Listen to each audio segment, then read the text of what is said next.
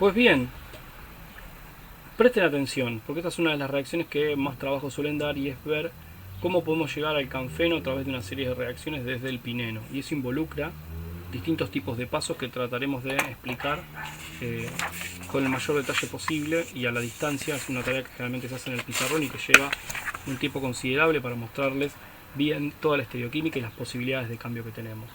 Pero en definitiva es química carbocatiónica, ¿sí? Una de las posibilidades, como dijimos, recuerden, era romper enlaces carbono-oxígeno, pero otra posibilidad es protonar. Si nosotros tenemos dobles enlaces y podemos protonar, ¿sí? Esto es una adición electrofílica. ¿Qué sucederá? El protón irá, según la regla de Markovnikov, al lugar donde hay más protones, dejando la carga positiva en el sitio más estable, que es el carbocatión más estable, que en este caso sería un carbocatión terciario, dando lugar a que en ese lugar ingrese el cloruro que venía como contraión, ¿sí? De esta manera se genera este compuesto, ¿sí? Por la adición de cloruro de hidrógeno. Ahora bien, si se pierde ese átomo, o directamente yo me quedo solamente con el primer paso de la reacción, tengo este carbocatión, ¿qué sucede? Es un punto de cual es susceptible de ataque. ¿Para qué? Para que algún enlace se rompa y migre, de la misma forma que hemos formado aquí los sistemas cíclicos u otro tipo de terpenos. ¿Cómo voy a buscar cuáles son los enlaces que se rompen? Si la carga positiva está en este punto, yo lo que debo hacer es pararme en el carbono adyacente y a partir de ahí ver con quién rompo enlace. Yo podría romper este enlace que está en rojo, pero también podría romper este que está aquí, ¿sí? Si se rompe este enlace, este carbono intentaría unirse directamente, o este intentaría unirse directamente aquí. Como consecuencia, la carga positiva va a cambiar de lugar, ¿sí? En este caso, si estoy rompiendo el enlace que está marcado en rojo, ¿sí? Lo que tenemos es el pasaje, ¿sí? De decir, este carbono tiene un electrón y este otro tiene otro. Yo le voy a dar este electrón a ese. Por lo tanto, este carbono queda deficiente en electrones y queda la carga positiva en ese lugar. ¿Cuál es la fuerza impulsora para ir a este lugar? Aunque es un equilibrio. Es que nosotros pasamos de tener un ciclo de 6, ¿sí? En realidad dos ciclos de 6. Cuenten, miren, tengo. Empiezo con este carbono de la carga positiva. 1, 2, 3, 4, 5, 6. Mencioné el ciclo que está en el plano, ¿ven? Después tiene otro ciclo de 4, miren. Empiezo acá, 1, 2, 3, 4. Un ciclo de 4. Pero además hay otro ciclo de 6, miren, síganme. 1, 2, 3, 4, 5, 6. O sea, este que está acá es otro ciclo de 6. Son dos ciclos de 6 y un ciclo de 4. Pero si yo hago este tipo de ordenamiento para aquí, lo que podemos obtener son un ciclo de 6 y dos ciclos de 5.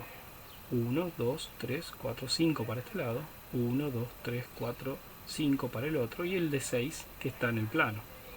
De esa manera, el sistema libera un poco de tensión de anillo de este de 4, obteniendo un sistema más estable en el cual después, en ese lugar de la carga positiva, ingresará nuevamente el cloruro formando lo que conocemos como cloruro de bornilo. ¿Sí? Fíjense lo que sucede si nosotros tenemos otro tipo de ruptura. Bueno, en este caso, antes de pasar a otro tipo de ruptura, perdón, vamos a mostrar esto, pero en un dibujo que tiene más la representación eh, de la tridimensionalidad. Fíjense que nosotros estamos graficando esto, que es el ciclo que está en el plano, está acá, 1, 2, 3, 4, 5, 6, siempre se hace como un grafiquito de estas características. Ahora lo voy a mostrar en el papel, donde tiene el doble enlace en ese lugar con el grupo metilo y tiene el puente formado aquí, ¿sí? Posteriormente ustedes tienen la protonación de este doble enlace, generan el carbocatión, se transpone, ¿sí? Este enlace carbono-carbono viene para aquí generando la carga positiva en este sitio y posteriormente entra el cloruro formando el compuesto. Si nosotros intentamos dar la forma gráfica del mismo, déjenme que preparo nuestro pizarrón.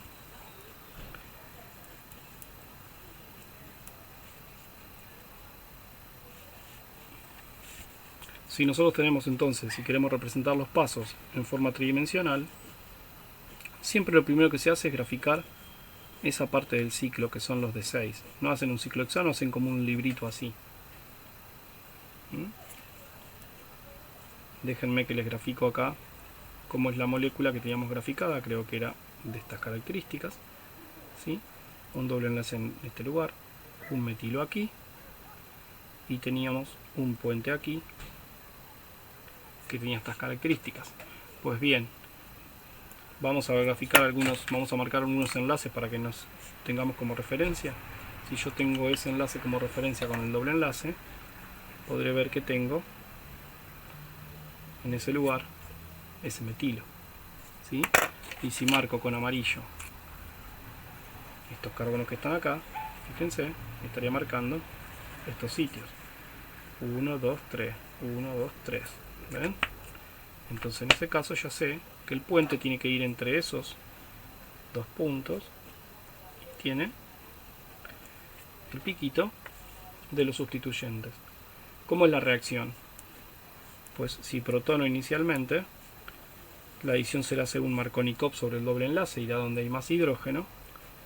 Entonces formaré inicialmente un sistema plano con carga positiva en este sitio y el hidrógeno que ingresó allí, ¿sí? Donde este es el lugar donde estaba el doble enlace, y seguiré manteniendo mis carbonos de referencia en amarillo donde está el puente.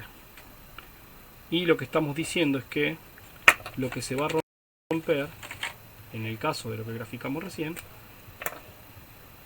es este enlace que marqué allí, ¿sí? Que espero se note. Vamos a aumentar el brillo a ver si podemos ver un poquito mejor los colores, y si no busco otro, a ver. Vamos a poner un celestón, ese enlace que está marcado allí, ¿sí? Yo lo que digo es lo siguiente: yo quiero que alguien venga a darme un electrón. Este enlace no lo puedo romper, porque si no seguiría otro electrón de acá. Lo que tengo que hacer es buscar mi carbono adyacente, que sea este u este, alguien que rompa con el vecino, ya sea podría romper este enlace o podría romper este enlace, o venir acá y romper este enlace. Bueno, estoy viniendo acá y rompiendo este del puente, y lo que digo es: voy a cortar este enlace y voy a generar uno nuevo aquí, ¿sí? Si hago eso y rompo acá, este lugar recibirá la carga positiva.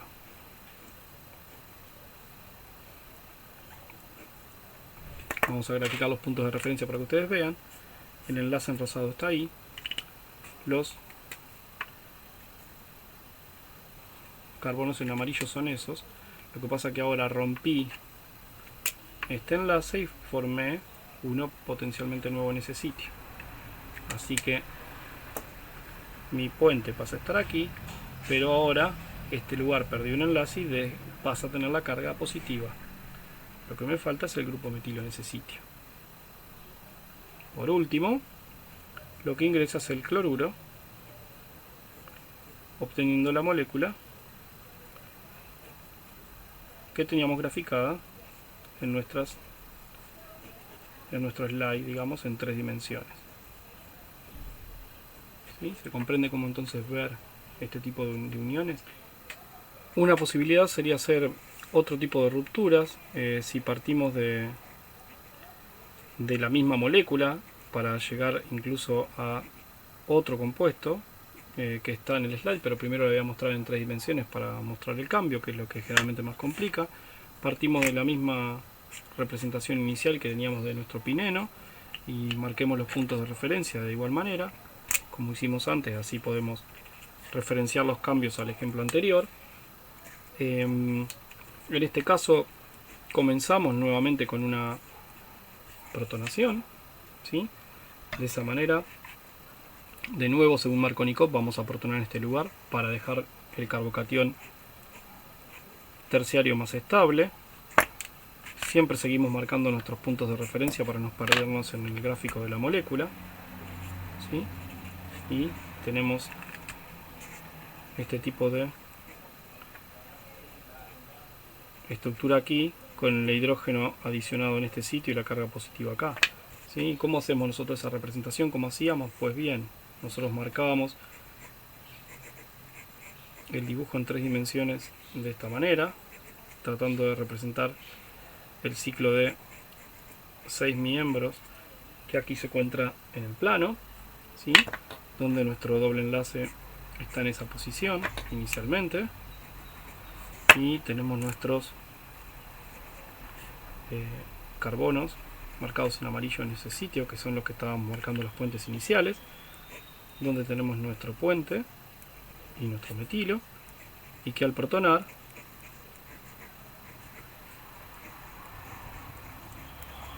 ¿sí? Protonábamos en este sitio generando este carbocatión. Hasta acá estamos graficando cosas que ya vimos. Marco los puntos de referencia para no perderme. Pero bueno, a diferencia del caso anterior, que nosotros lo que hacíamos era romper en este sitio que está aquí, que habíamos puesto en este lugar como celeste, yo lo que decía era, bueno, yo tengo la carga positiva en este lugar, ¿no? Donde me está faltando un metilo en el dibujo, y lo que decía es, yo no puedo romper un enlace con mi carbono de al lado, tengo que irme al carbono de al lado y fijarme con quién puedo romper. Ya habíamos roto este hoy, pero también podría romper este otro que está aquí. Miren, si yo corto este enlace y genero un enlace nuevo aquí para allá, ¿sí? Lo que generaré entonces será una transposición que me dará esta estructura. Planteemos cuáles son los carbonos base. Este es el que voy a romper, por eso no lo voy a dibujar. Mantengo toda la estructura que no voy a romper, que es esta, ¿sí? Vamos a graficar los puntos de referencia siempre con los colores para ver dónde estamos parados. De nuevo, al romperse este enlace que está aquí y migrar para allá, la carga positiva vendrá a este lugar y el nuevo enlace que formaré estará aquí.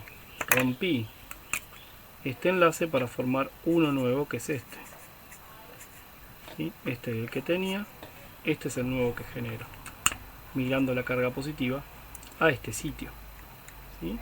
Ahora, ¿cómo es que traduzco esta estructura a una estructura de estas características, ¿no? Porque estrictamente, si yo trabajo en una forma de representación, lo que yo diría es, si yo estaba en el plano, analicemos lo que rompimos. Lo que rompimos es este enlace que está aquí, ¿sí? Grafiquemos. El punto de referencia es esto que está acá y nuestros hidrógenos amarillos que estaban, carbonos amarillos, perdón, que están allí. A partir de esto, nuestra molécula que tenía nuestro metilo y el puente, que esta vez no participó, no se movió, porque yo no rompí este enlace, rompí este otro. Lo que estoy uniendo directamente es este enlace que está acá, ¿no es cierto? Esto es lo que hice. ¿Cómo es el gráfico de la molécula entonces? Lo que solemos hacer es decir que este extremo, fíjense, si yo me paro acá y cuento, es 1, 2, 3, 4, 5, 6. Son 6 carbonos en este sistema, un anillo de 6. Lo que hago es poner ese sistema como en el plano, bajo esta esquina para acá, ¿sí? Si bajo esta esquina para acá, la vamos a marcar con un círculo verde, ¿sí? Pasa a ser este carbono que está aquí. Fíjense, los puntos amarillos de referencia se mantienen en el mismo lugar, ¿sí? Lo que estoy haciendo es bajar quién es el puente. Lo que estoy bajando es quién es el puente para este lado. Por lo tanto, en ese carbono tiene que haber dos metilos que están unidos. Cambié de lugar el puente. Mi referencia de donde estaba el lugar del doble enlace original, para no perder de vista, es ese que está allí. Entonces en ese lugar hay un metilo. ¿Lo ven? Lo que termino haciendo entonces es que esto que está acá, que es un solo carbono que puentea esta posición con este carbono, lo subo para arriba, graficándolo de esta manera. ¿Ven? Por lo tanto, lo que haría yo es este extremo bajarlo para aquí, ¿sí? Mover este extremo de esta manera y mover este extremo para arriba para que forme el pico. La representación de esta molécula entonces sería algo por el estilo, donde en este lugar, fíjense, mantenemos de nuevo nuestra referencia de donde estaba el doble enlace, mantenemos nuestros carbonos, que son los que tenían el puente, ¿sí? Donde estaba localizado el puente seguirá en esos lugares, nada más que el puente, que es este que está aquí, es esto que está acá, lo movemos a este lugar. Marquémoslo bien, este puente que está aquí, en verde, lo movemos a este sitio de acá abajo. Entonces allí es donde están este sistema. Y lo que hago es tener como un pico hacia arriba lo nuevo que se generó, ¿sí? De esa manera la carga positiva quedará en este sitio y su compuesto final vendrá dado por el ingreso ¿de quién? De un cloruro en ese sitio, ¿sí? Un cloruro ingresará en ese sitio de manera tal de generar otro compuesto, ¿sí? Haciendo empleo de esta química, o ingresará con el cloruro en ese sitio. Y viene también originado a partir del mismo sistema que nosotros teníamos de pineno, ¿no? En un caso puedo tener este tipo de ruta con el movimiento de este enlace, o podría tener la otra ruta que presentamos en la cual el enlace, el movimiento es con el que tiene el puente y generar esta molécula. Puedo generar esta molécula así, o puedo generar esta molécula de estas características. Eso ustedes lo pueden ver en la presentación, ¿sí? Si volvemos a la misma, en este movimiento de aquí, lo que haríamos sería el mover este enlace adyacente en vez de mover el del puente, y obtendríamos lo que se conoce como cloruro de fenquilo, lo que acabamos de mostrar en el papel recién a modo de pizarrón. Pero en definitiva parte los dos del mismo tipo de sistema, ¿sí? De este cartión que está aquí, es el mismo, y lo que están viendo es llegar a distintos compuestos según cuál sea el enlace que migra. ¿Cuál nos interesa más? Nos interesa más centralmente el cloruro de bornilo. ¿Por qué? Porque a partir del cloruro de bornilo y algún tipo de transposiciones llegamos a lo que es el canfeno. ¿Cómo sucede eso? El cloruro de bornilo pierde el cloruro propiamente dicho, formando el carbocatión ese el que habíamos llegado como precursor, ¿sí? Y por acción de una base se da que la pérdida de un protón, esto sería un estilo de eliminación 2, ¿sí? Donde la base arranca un hidrógeno, ese que se va como protón, el par de electrones queda, se pone en juego, entonces al ponerse en juego hay un grupo que se va y lo que hace es suplir la carga positiva que está en este sitio. Dado que se va un protón, queda el elemento como neutro formando esta estructura, y nuevamente la forma de graficar es localizar al sistema, al anillo cíclico de 6 miembros, que estaría dado por esto que está acá, si tomo como referencia como 1 acá, fíjense, 1, 2, en 2 tiene el doble enlace, 3 es este carbono, 4 sigue con el lado en rojo, 5, 6 llega al puente y tiene el miembro de 6 con un puente que está aquí, ¿sí? De un átomo de carbono, y se conoce como canfeno. ¿Cuál es el interés siempre de esto? Fue llegar al alcanfor.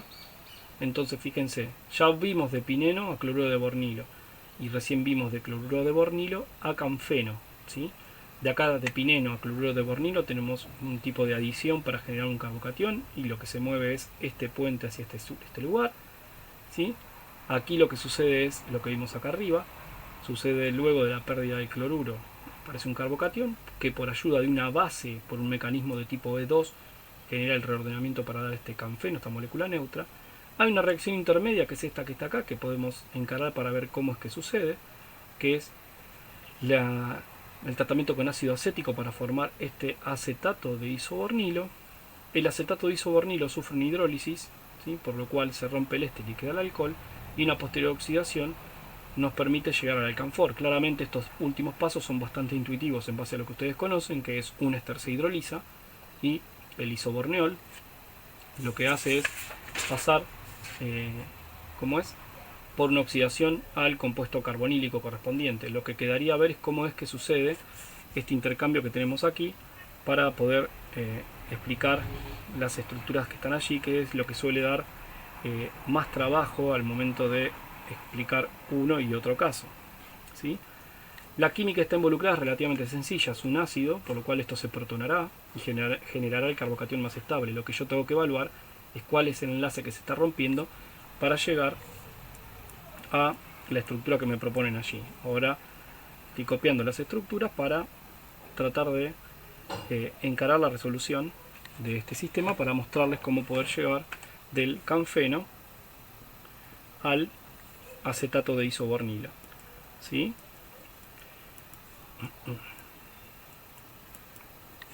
Pues bien, ahí vamos. Esto es lo que queremos resolver.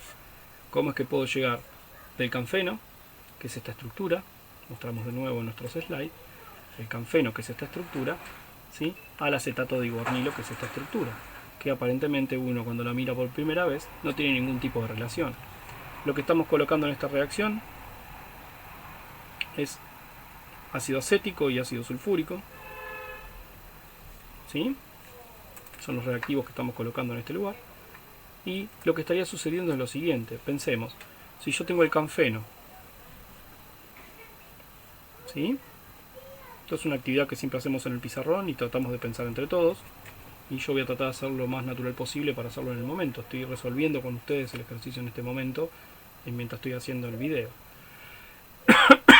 Si nosotros tenemos medio ácido, que es lo que básicamente tenemos en este lugar, ¿sí? Anhidro, porque el ácido sulfúrico es 98%, entonces prácticamente no tiene agua, entonces tenemos medio ácido que nos aportan ambos sistemas, pero con el sulfato, que es un nucleófilo muy débil frente al acetato, ¿sí? No tengo cloruro, ningún otro tipo de nucleófilo.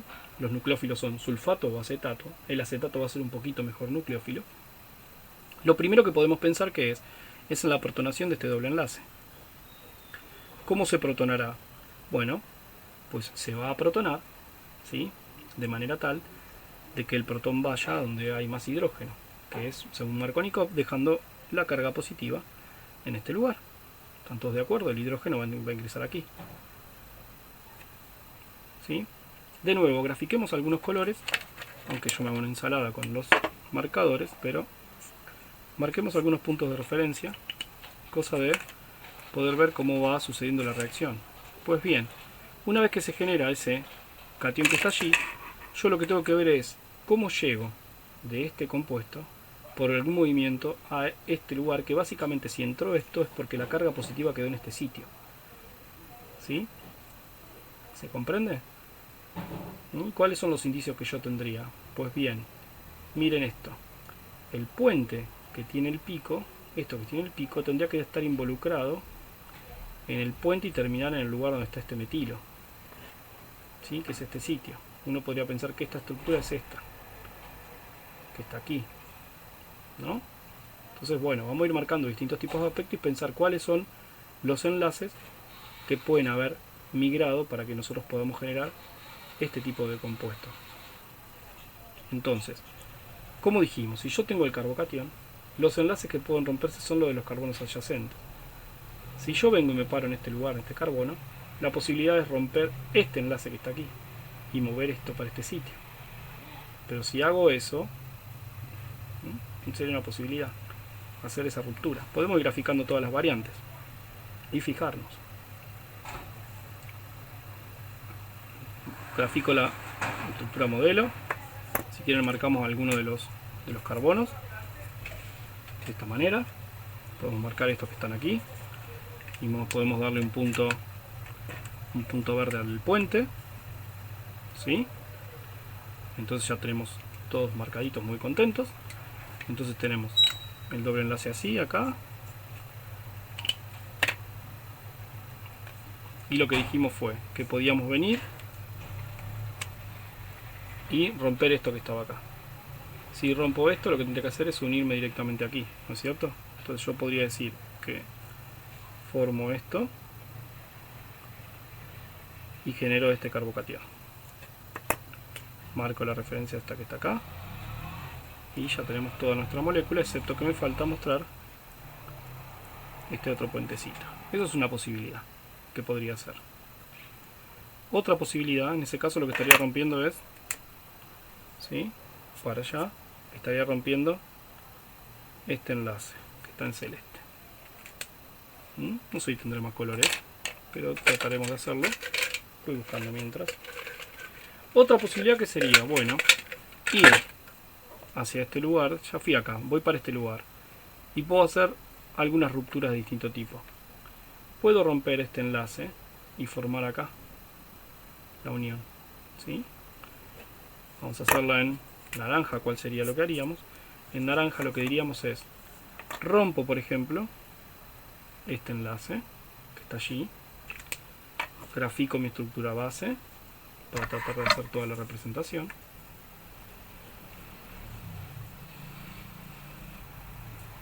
Todo esto no se va a romper, esto va a quedar así, y lo que digo es que genero como enlace nuevo esto que está acá.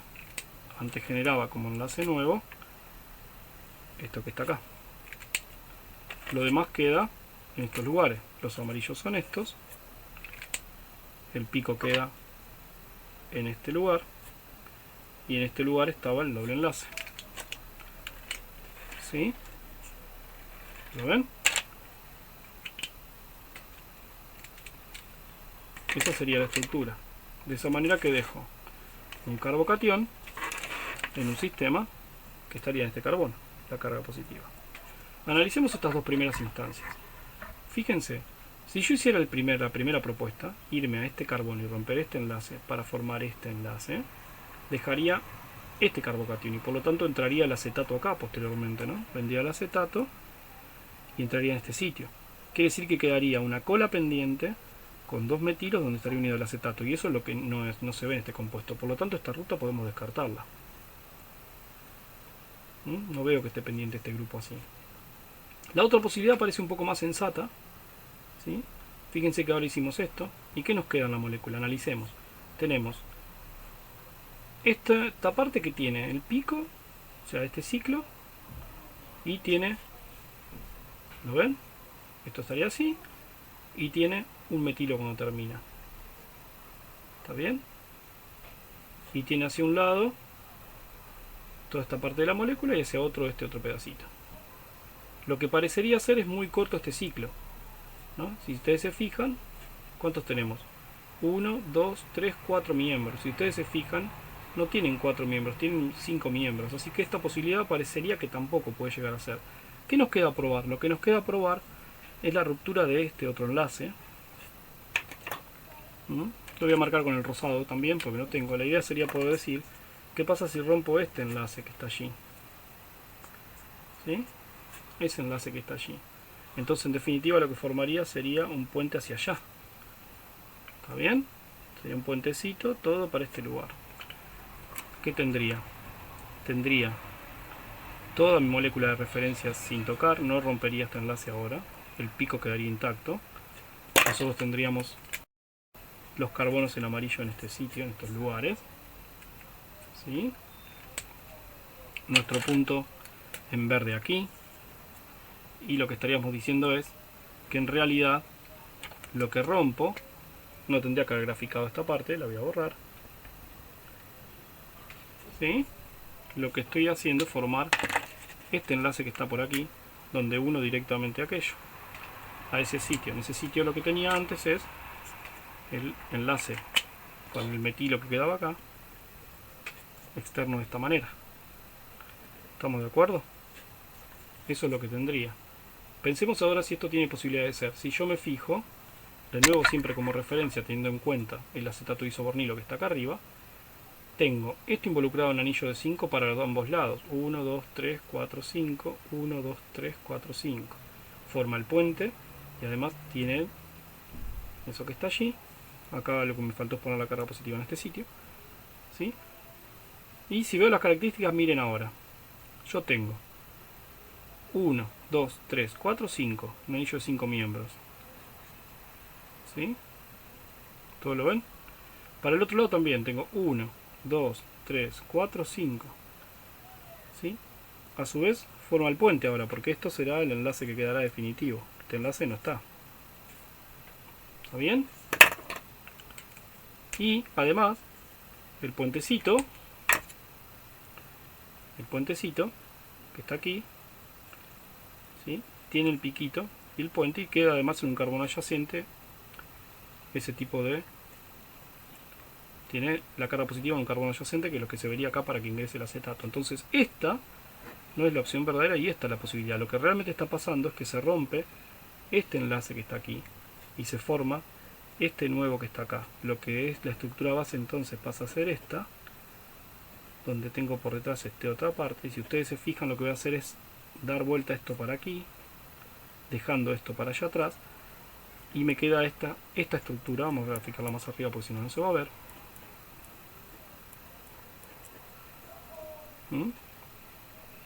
Donde este carbono que está acá va a ser este que está allá, ¿sí?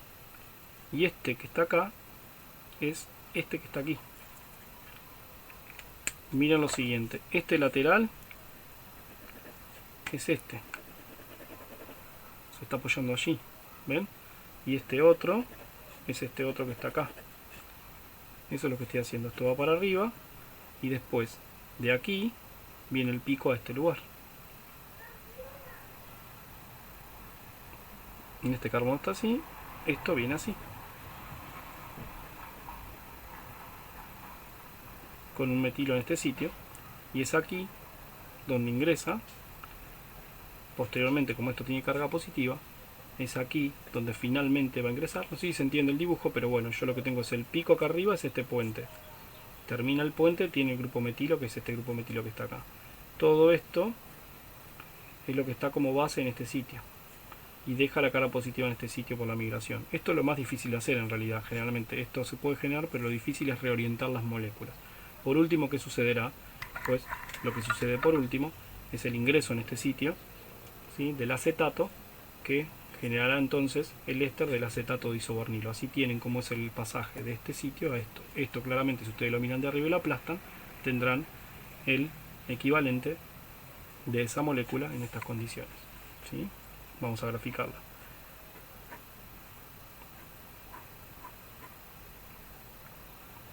Entra el acetato en ese sitio como nucleófilo. La molécula tiene su estructura así, donde esto está como puente y esto está así. Y si yo lo miro de arriba, en realidad tengo el anillo de 6 miembros, 1, 2, 3, 4, 5, 6. El puente está aquí así, tiene un metilo y el grupo acetato está en ese sitio, ¿sí?, que es lo que tenía allá arriba como acetato de isobornilo. Claramente pueden ver que es la misma molécula. ¿Qué sucederá posteriormente? Hidrolizan, forman el alcohol.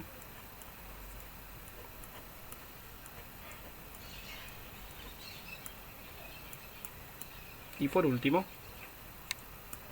oxidarán y forman el compuesto carbonílico, que es lo que estaban tratando de buscar. De esa manera es como se piensan estos cambios, y esto que está representando en el papel, donde yo puedo analizar todas las posibilidades de cambio, estrictamente lo que sucede de este punto hasta este punto va por esta ruta de aquí, ¿sí?, en la cual lo que se rompe es este enlace de esta carga positiva, no se rompe este, no se rompe este, sino que se rompe este y se forma este nuevo. Eso da esta estructura, en la cual posteriormente, al ingresar el acetato, ¿sí?, genera esta especie, que es la que posteriormente ven la hidrólisis y la oxidación para formar su molécula de interés, que es el alcanfor. Espero que se haya entendido. Sé que es muy complicado y sé que vamos a tener seguramente largas consultas dibujando en el papel estas estructuras. El alcanfor, les decía, está en este gran árbol, fue ampliamente utilizado y se utiliza en la actualidad como una sustancia muy importante como plastificante y también como precursor de muchas sustancias químicas en la industria. Bien, continuemos y dejemos ya la parte de estos terpenos, propiamente dicho, porque tienen 2 unidades isoprenoides, lo que conocemos con 10 átomos de carbono de estructura, y cómo es que podemos continuar para seguir haciendo terpenos superiores. La reacción va a ser la misma que veíamos cuando generamos los sistemas de 10, y es que un isopentenil pirofosfato ataca al precursor del geraniol, que es el geranil pirofosfato. En este caso, de nuevo, es un ataque nucleofílico, se da una reacción SN2, por lo tanto se obtiene este tipo de estructura, que por pérdida de un protón adyacente, igual que hicieron antes, obtienen ahora lo que se llama como farnesil pirofosfato, ¿sí? Estos pasos son equivalentes a cuando hicimos el sistema de 10.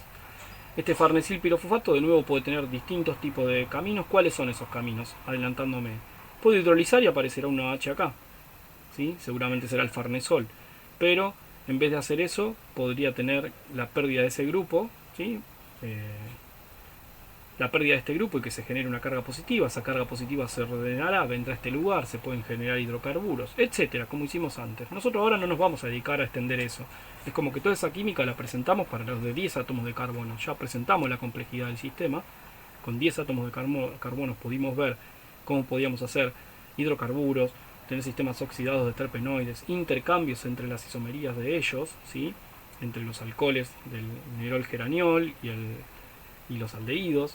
También vimos cómo podíamos formar sistemas monocíclicos, cómo podíamos formar sistemas bicíclicos y hacer un montón de intercambios con ellos hasta llegar al confort. La complejidad ya la mostramos. Lo que vamos a empezar a ver aquí es que con la misma química ya sabemos que con esa química podemos aumentar el tamaño de la cadena carbonada y a partir de distintos cambios podemos obtener distintas moléculas. Presentaremos algunas.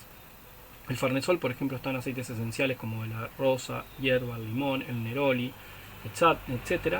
El neroli es el aceite de los azares, ampliamente utilizado en perfumería, también un ecodisolvente, ¿sí? O codisolvente en el sentido que acompaña a otros solventes, sobre todo porque regula la volatilidad de las sustancias que dan olor. ¿Qué quiere decir? Si ustedes van a tomar muchas de estas sustancias para hacer esencias, perfumes, esencias para perfumería me refiero, muchas de ellas son demasiado volátiles, entonces se necesita algún tipo de sistema que lo fije a la piel.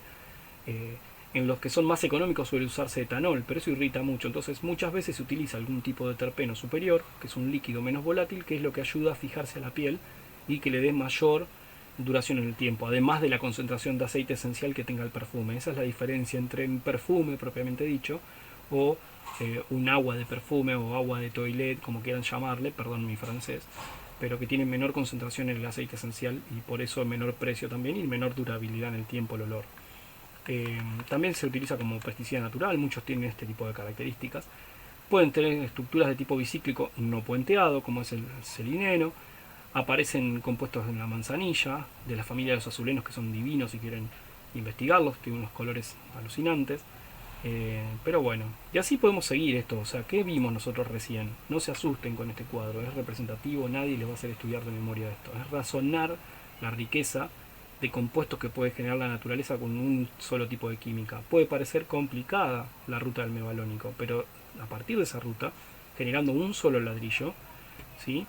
Que es el isopentenil pirofosfato, podemos generar una serie de compuestos impresionantes a partir de cómo él se reordena y cómo empieza a unirse con esos ladrillos. Entonces, podemos hacer el pirofosfato de isopentenilo o el isopentenil pirofosfato, ¿sí?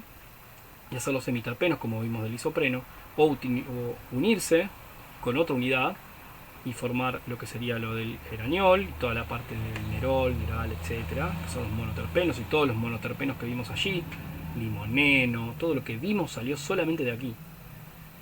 Podemos agregar otra unidad y ver los del farnesilo, entonces ver los sesquiterpenos como el farnesol, los que vimos en el slide anterior. Y si no, yo podría llegar a hacer lo siguiente, fíjense, puedo llegar a unir más y irme a 20, a hacer los del geranilo, ¿sí? Y obtener otro tipo de moléculas y llegar a lo que son estos son los diterpenos. Pero también puedo hacer lo siguiente, puedo unir 2 de 15 para formar moléculas de 30 o 2 de 20 para formar moléculas de 40. Pues generalmente cuando ustedes hacen uniones de 2 de los de 20 para formar moléculas de 40, generalmente entran en todo lo que son la familia de los carotenoides, ¿sí? Y cuando ustedes entran más en esta vía de los de unir 2 de 15, llegan a moléculas de 30 como es el escualeno, que son los triterpenos, y a partir de estos son los precursores de los esteroides, ¿sí? O sea, básicamente nosotros generalmente tenemos el consumo de alguna molécula como colesterol y a partir de ella biosintetizamos otras cosas, pero estrictamente el colesterol viene a partir de la ruta de los terpenos. Entonces es interesante ver cómo la naturaleza ahorra energía y dice, bueno, no voy a seguir uniendo moléculas de A5, si ya tengo 15, o sea, 3 unidades, hago una duplicación de esto. Por eso ahí aparecen también uniones cola-cola. Y lo mismo con los de 20. Si ya tengo los de 20, no voy a seguir uniendo así hasta llegar a 40. Pego 2 de 20, hago moléculas de 40. Lo otro interesante es que si ustedes hacen muchas adiciones de estas, pueden llegar a los politerpenos como está el caucho, que presentaremos a continuación. Daremos algunos ejemplos. Por ejemplo, en los acílicos está el fitol, ¿sí? O la vitamina A o retinol, en el caso de los monocíclicos, que esta es importante en la química de la visión que presentaremos. Podemos tener los tetraterpenos como el caroteno, como ya vimos. Le mostré también en la filmina inicial el licopeno. Claramente tantos dobles enlaces conjugados hace que tenga con poca energía se pueda ver la transición en el visible, por eso tienen este color característico. También aparece el color característico de la sandía. Fíjense lo que les decía, que si ustedes cuentan de aquí como punto de inflexión, cuentan para allá, tendrán 1, 2, 3, 4, 5, 6, 7, 8, 9, 10, 11, 12, 13, 14, 15, 16, 17, 18, 19, 20, o sea son 40 átomos de carbono en 2 moléculas de 20, y aparece esta unión cola-cola. Por último, vamos a presentar al caucho, que es un politerpeno, el látex natural, así conocido, se obtiene de la Hevea brasiliensis. La Hevea brasiliensis es un árbol que crece abundantemente en Brasil, pero también ha sido exportado a otros países, en el cual si ustedes hacen algún tipo de hendidura dentro del mismo, él suelta una especie de dispersión coloidal. Una dispersión coloidal, la leche es una dispersión coloidal, o sea, en el caso de la leche ustedes tenían partículas de qué, partículas de grasa y proteína principalmente suspendidas en el medio.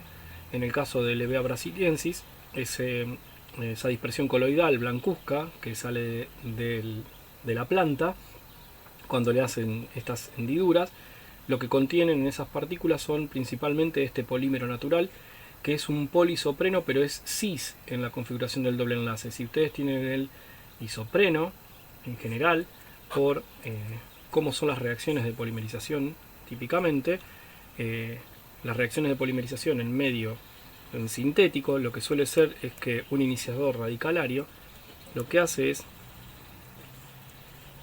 atacar a la molécula y por un tipo de ruptura de estas características genera el inicio de una reacción donde se forma un enlace inicial, se reordena este enlace y queda una porción radical en ese extremo. Veamos, ese tipo homolítico se forma aquí con un electrón y otro electrón del doble enlace, un nuevo enlace que es este que está aquí. Posteriormente este electrón junto con otro que viene del otro doble enlace forma el doble enlace en esta posición, y por último este otro electrón que queda solo, por eso son todas hemiflechas, queda en este extremo. ¿Qué puede hacer ese extremo? Atacar una nueva molécula de isopreno, que sería el monómero, ¿sí?, dando la formación de una cadena en crecimiento. Lo que pasa que cuando ustedes hacen esta síntesis de lo que sería la síntesis del poliisopreno de manera sintética, lo que se va a obtener es que este doble enlace va a tener configuración de tipo trans. ¿Por qué? Porque es la configuración más estable, ¿sí? De esta manera ustedes tendrán las cadenas largas de lados distintos, ¿sí?, del doble enlace, para formar esa configuración más estable, formando el polisopreno, que es sintético. En el caucho natural, el polisopreno, que viene por forma sintética, como mencionamos arriba, por una biosíntesis en la cual se van uniendo estos ladrillos de isopentenil pirofosfato para ir haciendo uniones de unidades de 5, la unión termina generando este tipo de configuración, que es configuración cis. Esto viene de la cadena en crecimiento desde aquí y sigue creciendo para allá. Por lo tanto, los grupos más voluminosos están del mismo lado, dando la configuración cis. Eso le confiere a las cadenas del caucho muchísima flexibilidad. ¿Por qué? Porque como vimos para los ácidos grasos, ese doble enlace presenta un quiebre, hace que las cadenas puedan empaquetarse peor y no pueden tener demasiados puntos de contacto, cosa de que cuando ustedes tienen este material en masa, lo que le decimos en bulk, tenga una flexibilidad muy grande, ¿sí?, dado que las cadenas pueden moverse muy bien entre sí, dado esta menor interacción producto de la configuración cis del doble enlace. Esto que da como consecuencia para este material que el caucho natural tenga porcentajes de elongación que rondan del 500%. ¿Qué significa esto? Es que si ustedes toman 1 centímetro de material, lo pueden estirar 500 centímetros, ¿sí? O sea, es muy elastomérico, decimos en la jerga de los materiales, es un elastómero. En la parte natural existe también un caucho que se conoce como gutapercha, que es trans, pero es en otro tipo de plantas, aunque también existe en la naturaleza y es importante mencionarlo, pero la realidad es que cuando nosotros obtenemos el polisopreno sintético, lo que obtenemos es la configuración trans, que si bien tiene una muy buena elongación, no llega a ser de los niveles del caucho natural. ¿A qué viene este término de látex natural? Bueno, el látex estrictamente es esa dispersión coloidal que se aísla del árbol, ¿sí? Después luego se logra precipitar el polímero separándolo de la fracción acuosa. Por eso nosotros hablamos muchas veces en la jerga de la industria de pinturas al látex. Ese término de decir que son al látex indica que son pinturas en base a agua, ¿sí? y no en base solvente. Pero estrictamente cuando nosotros hablamos de látex natural estamos hablando de esta dispersión coloidal de caucho, y el término látex es como exportado hacia la terminología de las pinturas, aunque estrictamente lo que tenemos en las pinturas es una dispersión de varios componentes, entre los que se encuentra algún tipo de polímero, aunque no suelen ser caucho, suelen ser más acrílicos o poliuretánicos, en agua, y de ahí viene el término de referirlo a látex, haciendo alusión a lo que se obtiene de la Hevea brasiliensis. Otra cosa interesante de contar en esto es el proceso de vulcanización.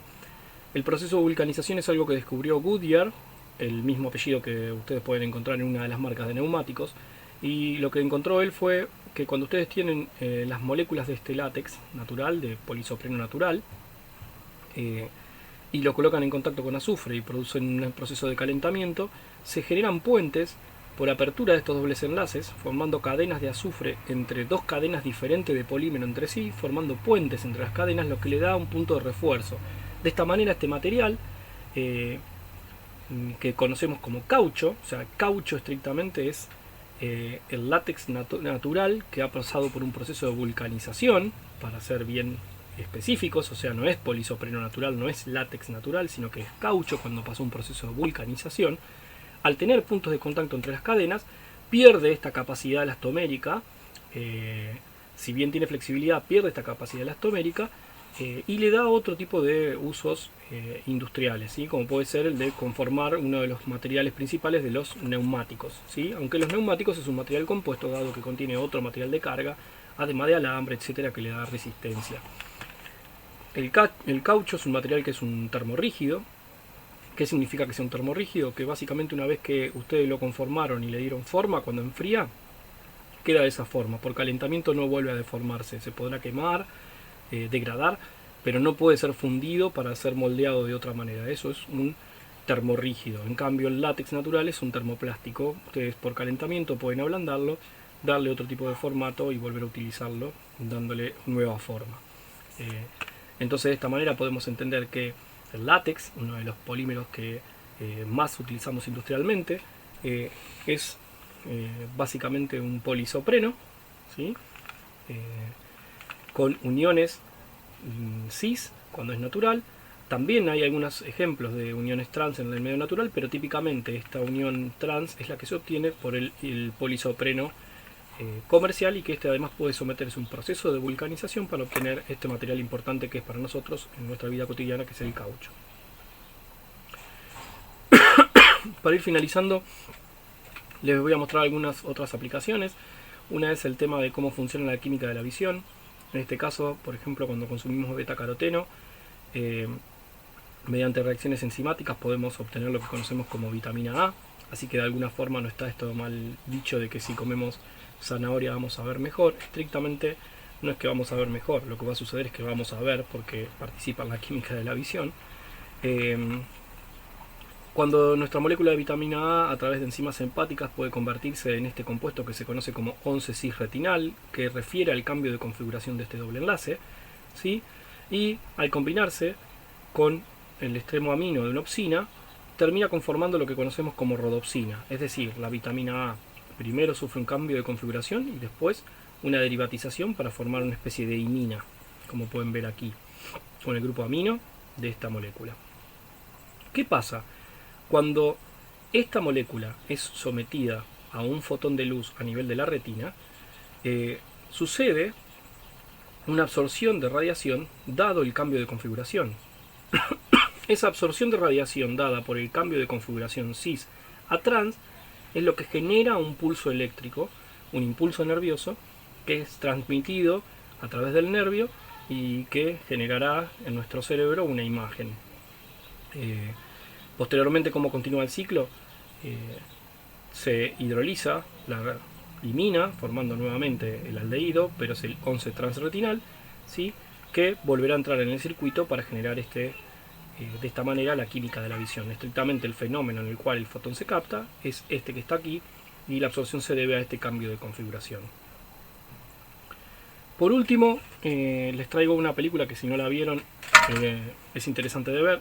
Puede ser un poco macabra, pero la realidad es que tiene una serie de imágenes y una historia interesante. Más allá de la historia, es una buena oportunidad para ver cómo funcionan algunos sistemas de extracción de esencias y perfumes, dado que es una película que está anclada en cierta época en la cual se pueden ver alambiques clásicos y también una técnica muy artesanal que se conoce como eau-florage.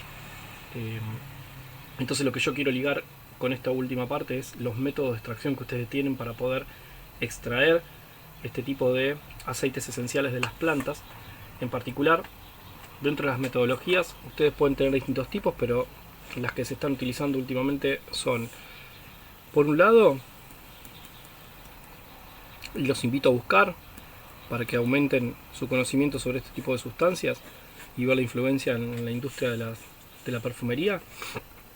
La extracción puede hacerse por destilación por arrastre.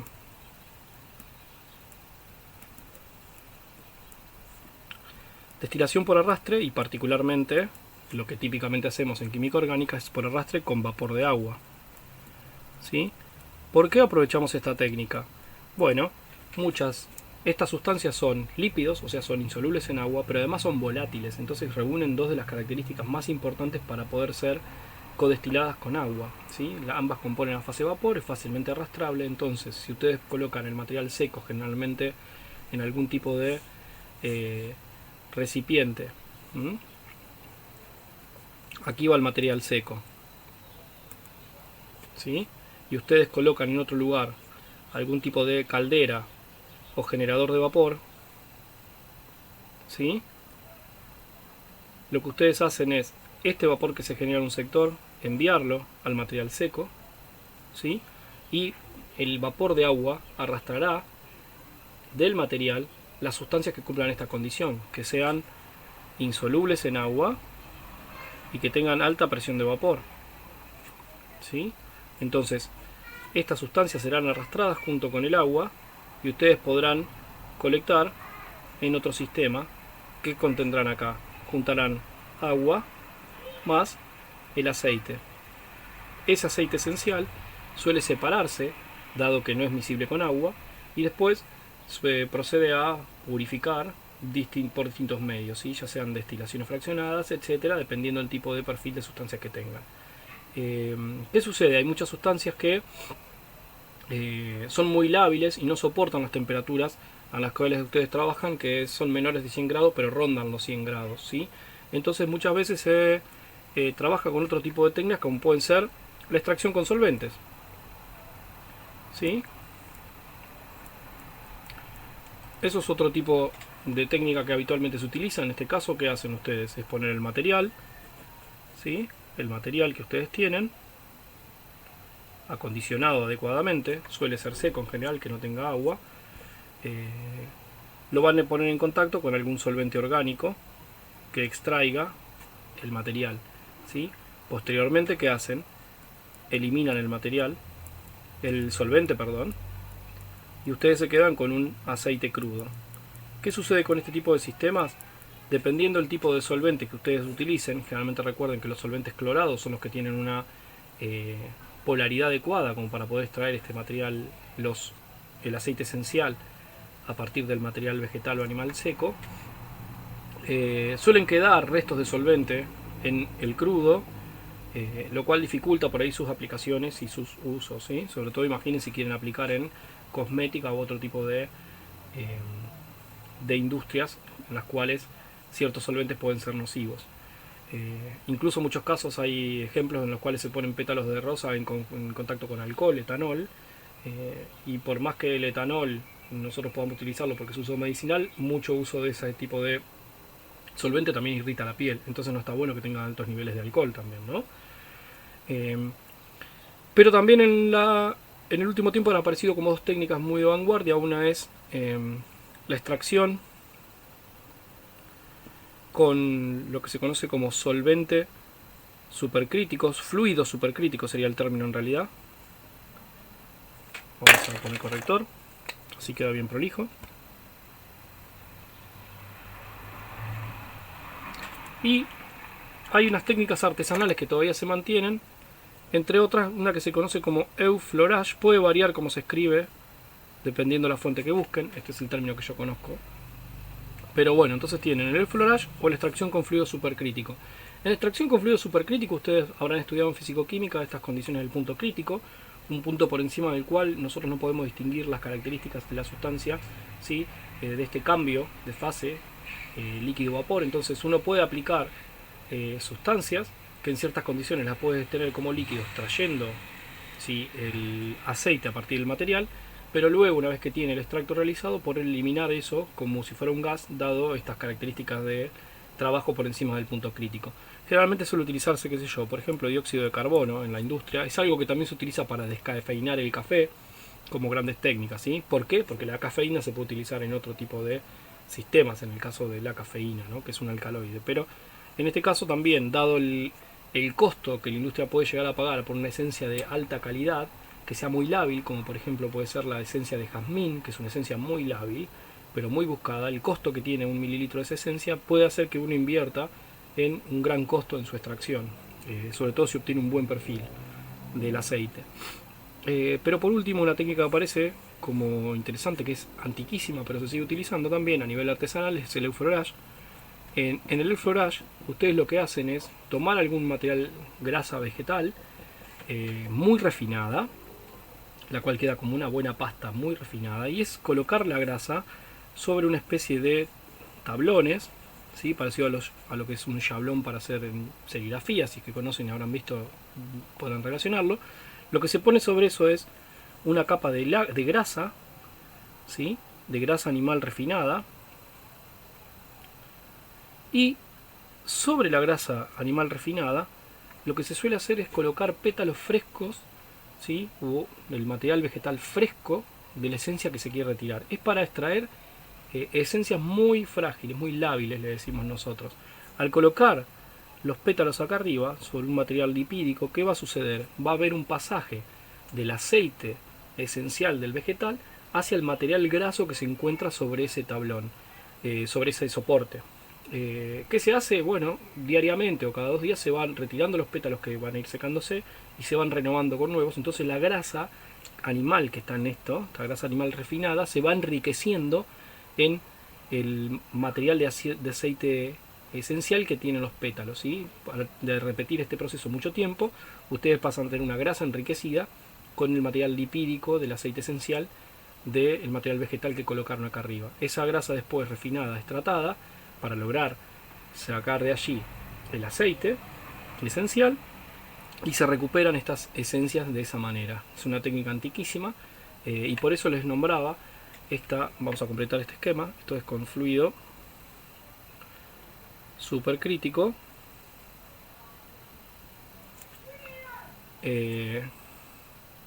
Lo que les decía es que entonces los invitaba a ver el perfume, ¿sí?, Historia de un asesino. Insisto que puede ser medio macabra, pero podrán ver escenas de estas características donde aparece un alambique. Acá pueden ver, por ejemplo, los generadores de vapor y los condensadores, para poder destilar material vegetal. Pueden ver el esquema de lo que es un laboratorio de perfumes. Pueden buscar imágenes de un laboratorio de perfumes actual y ver cómo son esos laboratorios de perfumes. Estaríamos hablando de lugares que tienen todas las esencias y tenemos gente que es experta en combinarlas, y hay expertos que se llaman narices en la jerga, que son los que se dedican al testeo de los aromas y la creación de nuevos aromas y combinaciones. Pero también pueden ver imágenes como esta en la película, donde estos son los soportes que les decía, donde tienen la grasa, que eso blanco que ven, y cómo van colocando los pétalos de manera artesanal, de manera de ir embebiendo, que la grasa se vaya enriqueciendo en el aceite esencial del material vegetal. Los invito, si quieren, ver por las imágenes, si les gusta la historia mejor. Y con esto terminamos nuestra clase de terpenos, habiendo mostrado cómo son las posibilidades de extracción de los mismos, y los invitamos a resolver el seminario y ver el trabajo práctico de extracción de limoneno, en el cual veremos cómo podemos aislar este terpeno desde la cáscara de cítricos.